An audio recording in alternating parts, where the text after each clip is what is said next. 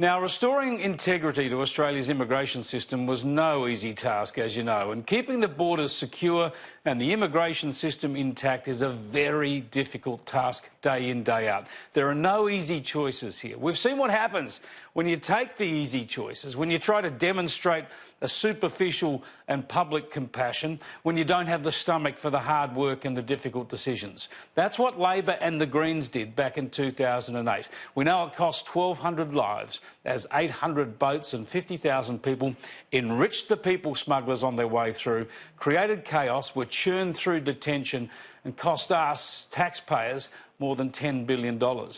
Now, the same people who created that disaster are still trying to dismantle our border security, backing the Medivac laws, as you know, and opposing and criticising the government every step of the way as they continue to enforce the border security that they promised and voters have endorsed repeatedly. The latest case they are highlighting is the Tamil family who are fighting tooth and nail not to be deported. Protests were held around the country yesterday, and Labor's Christina Keneally has been front and centre of the campaign. And of course the Greens are out there saying that allowing this family to stay, even though they are not refugees, won't have any impact, won't send a message to other people looking to come here via people smugglers. No one seriously suggesting that by using ministerial discretion in this case it's going to have any impact on what happens anywhere else. I mean, that's just nonsense. Australia's reputation for cruelty is well known right across the world now. Yeah, the Greens would know, wouldn't they? They had a go with their policies, as I just said. They created chaos, trauma and tragedy.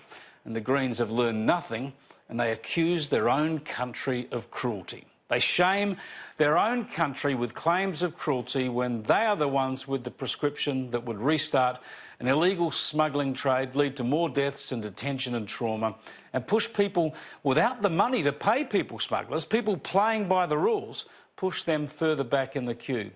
It's pretty disgusting the way the Greens and Labor attack Australia's reputation over this stuff. Australia, one of the most generous and tolerant nations in the world, and they seek to create the opposite impression. These people even attack Peter Dutton's Christianity, as if creating illegal, dangerous and deadly trades is Christian, as if caring for illegitimate refugees at the expense of legitimate refugees is Christian, and as if using ugly abuse instead of arguing the facts is the Christian way. Now, of course, we all have sympathy for that Tamil family. Who wouldn't want a better life for their family in this country? Who wouldn't want to stay here when you're told you have to leave?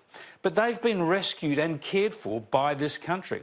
They've been given full access to every level of our legal system, all the way to the High Court, over many, many years and at high expense. And they've been found not to be refugees. In other words, they paid illegal people smugglers to get here under false pretences. They are taking places that rightfully belong to legitimate refugees who are trying to play by the rules.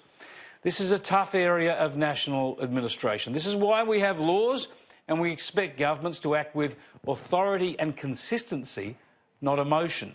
With 6 boats intercepted in the 4 months since the Medivac laws were passed and there were expectations of a softer Labor regime, Australia can't send out a signal that Sri Lankans can now stay here if they come by boat. I hope this family get to come back to this country. They can apply from Sri Lanka to emigrate under normal processes, perhaps sponsored by their employers in Queensland.